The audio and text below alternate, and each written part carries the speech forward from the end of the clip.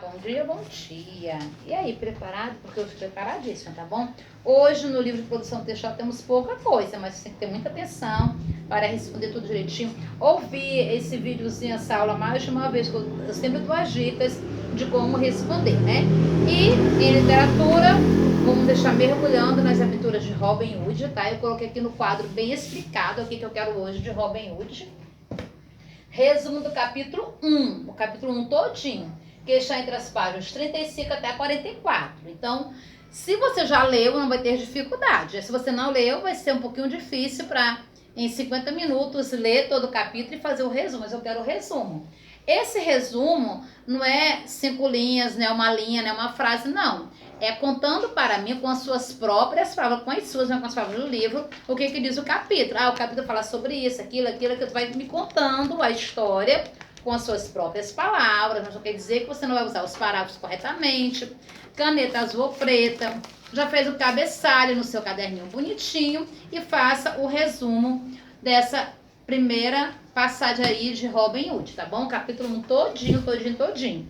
E estou esperando também que me mande hoje aquele questionáriozinho, aquelas perguntinhas da aula passada, né? Você vai poder responder, você vai poder entrar na aula de literatura se você tiver o livro, né? Se você não tiver o livro, fica um pouquinho difícil, né? Não sei que meio você irá usar para fazer essa atividade, né? Mas a que eu conheço, no momento, já que nós temos o livro, é esse, o livro, né? E eu botei aqui Isaías 40:31, uma referência bíblica, que está escrito na Bíblia. Eu sempre digo, não importa qual seja a sua versão, não importa qual seja a sua denominação religiosa. O que importa é que você medite na palavra de Deus, o Deus Jeová, o Deus poderoso, o Deus que é o Deus do impossível, o Deus que tudo pode. Está escrito assim: mas os que esperam no Senhor renovarão suas forças, subirão com asas como águias, correrão e não se fatigarão, né?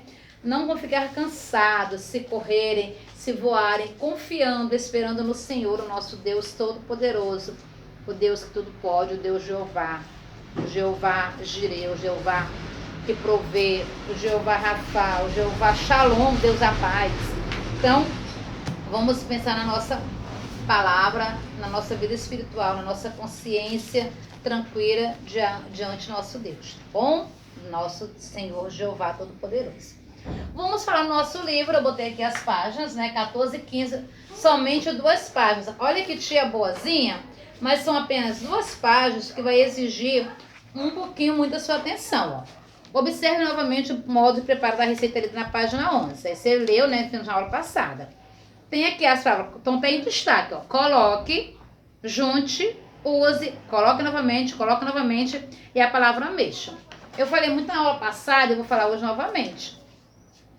Em uma receita, nós usamos o verbo no modo imperativo. Por que nós usamos o verbo no modo imperativo? Os verbos são usados no modo imperativo por quê? Porque a receita expressa uma orientação. Ela nos orienta como devemos fazer a receita. Então, expressam orientações. Por isso que os verbos estão no modo imperativo, né? Aqui eu não estou dando uma ordem, eu estou te orientando a fazer a receita, né? Porque o verbo no modo imperativo, ele vai dar ordem, vai dar orientação, vai dar direção para alguma coisa. No caso aqui, ele está dando uma orientação. Letra B. Que relação existe entre o emprego desse verbo, os verbos na forma verbal, e o objetivo de uma receita culinária? Nós já vimos, nós já sabemos que lá na página de número 18, eu li na aula passada, assim, qual é o objetivo da receita culinária? Tá bem aqui, ó. É só você ler comigo, ó.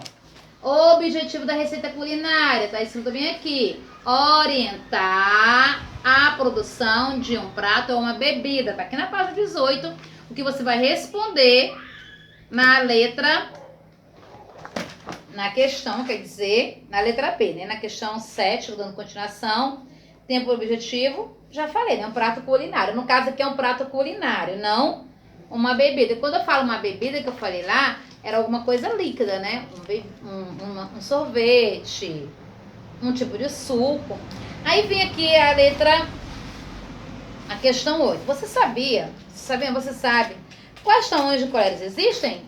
Você sabe? Se não saber, vai saber agora. A letra A, B, C e D está dizendo o nome e a marca de cada tipo de uma colher. colher de sopa, colher de café, colher de chá e colher de sobremesa. Não são a mesma coisa. Se eu fosse fazer uma receita, eu falar assim, coloque uma colher de café de sal. Aí você vai pegar a colher de sopa. Olha o tamanho dela. Ia ter uma confusão na sua receita, não ia? Ou então você fala assim, coloque uma colher de sopa de açúcar. Aí você vai pegar a colher de chá. Então, quando você vai preparar um prato, né, uma receita, é importante saber os tipos de colheres, cada tamanho específico, e é importante ter na sua casa a colher adequada, senão a sua receita não vai ficar de acordo, né, o seu prato vai ficar de acordo com a receita. Qual desse tipo de colher foi solicitada na receita lida? Você vai dizer o nome da colher, né? Assim, se é a colher A, B, C ou D, não. Você vai dizer a colher de chá, a colher de café, a colher de sobremesa ou a colher de sopa. Porque a especificação do tipo de colher é importante em uma receita. Eu acabei de falar, né? Porque elas têm o quê? Medidas diferentes. E a escolha errada vai fazer o prato ficar também errado, né? É para a quantidade de alimento a ser utilizado. Então, é muito importante você saber responder essa questão. Na página 15, ó, fala assim, use forminhas de empada bem untadas. Essa palavra untada, ela é um adjetivo. Na letra B, coloque numa tigela os ingredientes secos. Seca é uma quantidade de ingrediente. E granola, a aveia e o açúcar mascavo. Mascavo também é a qualidade do açúcar. Então, em uma receita culinária, os adjetivos também podem ser um importante recurso. Veja, agora vem a pergunta. Identifica nos trechos os adjetivos que foram empregados. Você coloca assim, eu acabei de ler todos os três, né? Para você, qual é o do A? Você vai dizer qual é o do A e os dois do B. Com base nos trechos, explica a importância do uso de adjetivos em uma receita. Porque em uma receita se usa adjetivos bem untadas, ingredientes secos, açúcar mascavo. Por quê? Para atribuir qualidade aos ingredientes, né? E cada um tem a sua utilidade da maneira como ele vai ser usado na receita. Se eu falasse assim, use forminhas de empada bem. Bem o quê? De que maneira? Bem umpadas, né? Bem colocadas lá. Então vai dar a qualidade. Eu disse, ingredientes secos. Numa tigela de ingredientes secos. Se não fosse seco, se fosse outro tipo de ingrediente, a receita ia ficar legal? Não. Então você vai dizer que eles são empregados para atribuir a qualidade necessária a cada um dos ingredientes de uma receita. E na 10, você vai ter que fazer uma pesquisinha na sua casa, tá bom? Mais um pouquinho. Tem assim, ó. A receita pode apresentar algumas partes complementares, que nas outras nós vimos que não tem, mas tem esses tipos aqui que são chamados de partes complementares. De acordo com o prato a ser feito, depende, né, do tipo de mestre, né, de chefe, de culinária, de receita de vovó, mamãe, enfim. Aí fala assim, reúna-se com um colega, esqueça a palavra, ó. Vai só aqui no pesquisa. Pesquisa receitas culinárias que apresentam essas partes. Aí você vai lá na internetzinha, né, no seu celularzinho e procura. Para que serve o tempo de cozimento? Vai dizer, o tempo de cozimento é necessário para isso. Você escreve. O rendimento.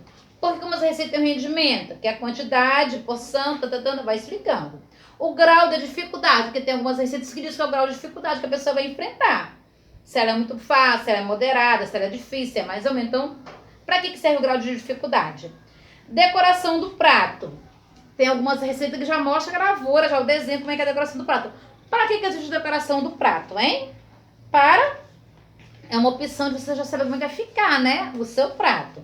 E o valor nutricional, isso aqui é muito importante fazer essa pesquisa bem corretiva, porque tem pesquisas, ou melhor, tem receitas que lá no finalzinho da receita dizendo o valor nutricional, o tipo de nutrientes que essa receita tem, a proteína, a vitamina, as calorias. Então, responde, pesquisa esses 1, 2, 3, 4, 5, essas 5 partes que são chamadas de partes complementares. Responda a página 14 e 15 e manda para mim ainda hoje. Aí a tia hoje foi muito boa assim, né? Próxima semana nós temos muito mais ainda receitas, tá bom? De repente vamos fazer mais algumas pesquisas, algumas receitas interessantes. Só lembrando que eu quero hoje, já, o resuminho do capítulo 1 de Robin Hood, tá bom? Fique com Deus, aquele abraço bem forte, aquele cheiro bem gostoso. E amanhã nós temos mais português.